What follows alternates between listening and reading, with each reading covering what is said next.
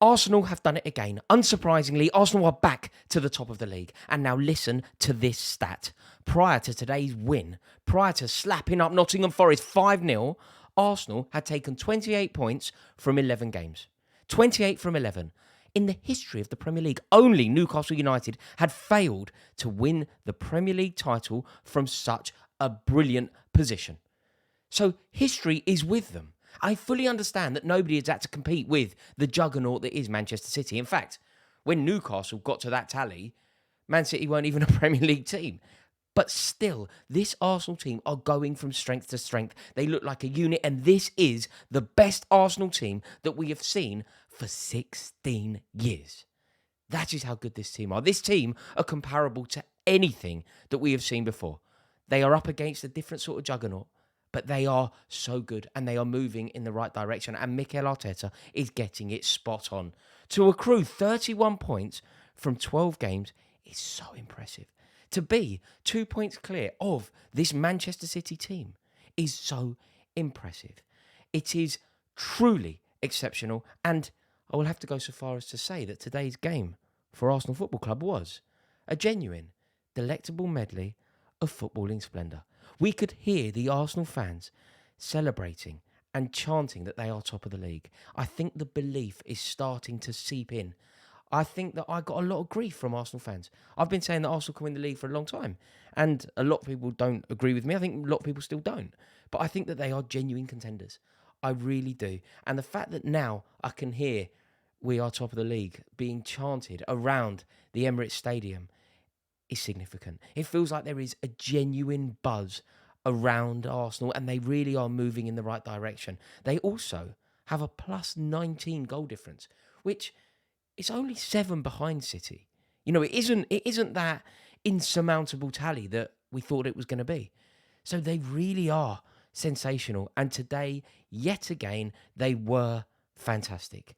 I mean, Forest are limited. But to beat Forest now is actually quite a statement, because remember, Forest found form, they found rhythm, they had a very impressive result beating Liverpool recently. So to turn around a victory against them is impressive. Do you know what though? I did have like a pang of nostalgia. I like Forest as a club. I think they belong in the Premier League in the way that I think Sunderland belong in the Premier League or Sheffield Wednesday belong in the Premier League. Forest are a proper Premier League team. And showing my age here, but do you know what I suddenly remembered? I remember Mark Overmars scoring a winner against Forest. Like, that's how long ago it has been since those two sides played each other. So it is nice to see this fixture being played again.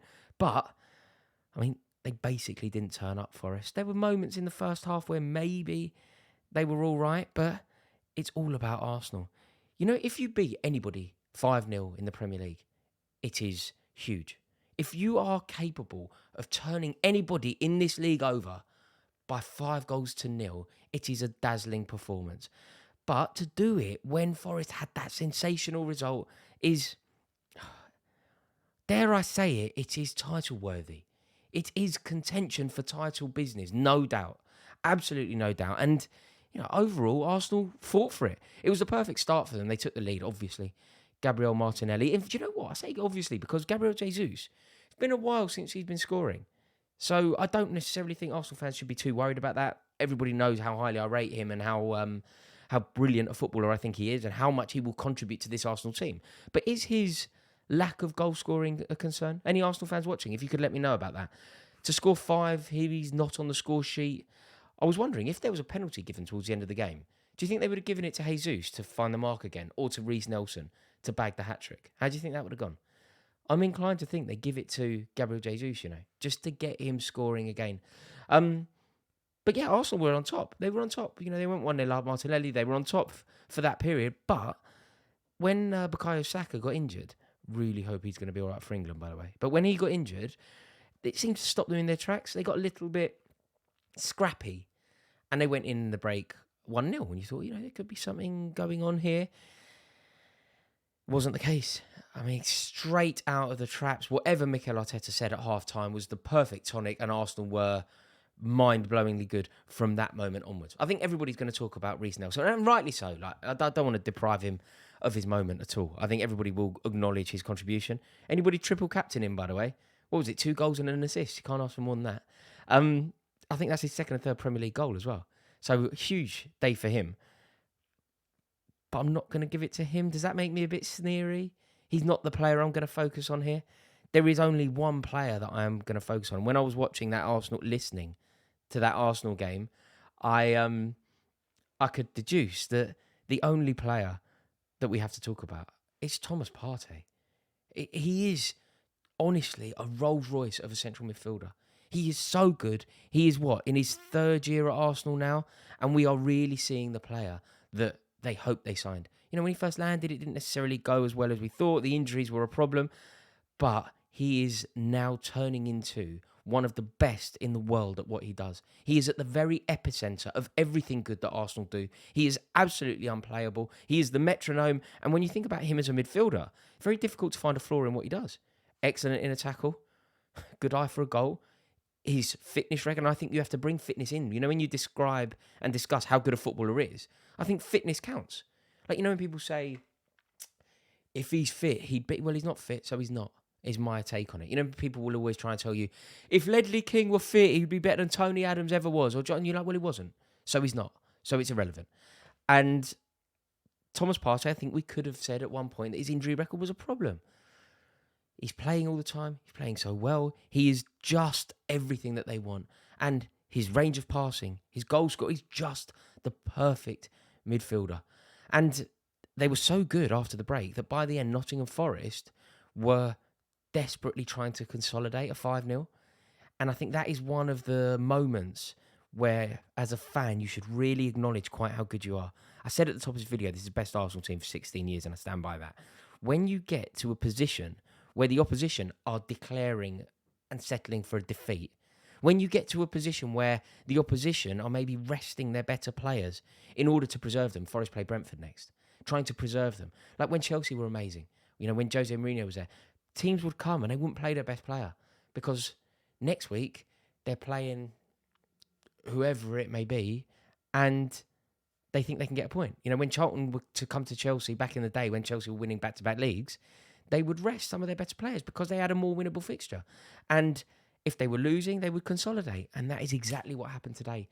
Forest basically consolidated. And it's a beautiful spot for Arsenal to be in. When, as a team, and this is what Arsenal have managed to do, they have instilled fear and removed any sense of belief from the opposition. That is when you know that you are at your best. That is when you know that you are thrilling, and that is when you know that you are a dazzling team. And this Arsenal team are truly buoyant and truly brilliant, and that is exactly the result and performance that Arsenal would have wanted after the defeat to PSV in the week. I mean, look, nobody would have seen that Reece Nelson would be the man to make it happen, certainly through the goals. But, you know, he took the chance that he was given with both hands. Odegaard is just a beautiful footballer to watch. What a goal, by the way. Thomas Partey, everybody knows how highly I rate him. And when you're looking at it now, it's just looking so strong for Arsenal. They are, you know, they didn't concede a goal today. And by the end, their back four was what? Cedric, White, Gabriel and Tierney. It's a clean sheet, top of the league, a load of goals, righting the wrongs of what happened against PSV. 2 points clear, the goal difference. It's amazing for Arsenal. They really are good. And as I have been saying, they can win the league. And I certainly stand by that, even more so than I did pre this game today. An amazing day for Arsenal. Thank you so much for watching this video. If you've enjoyed it, please do me the honour of giving this video a like. It really does help me out. Thank you so much. Have a great day.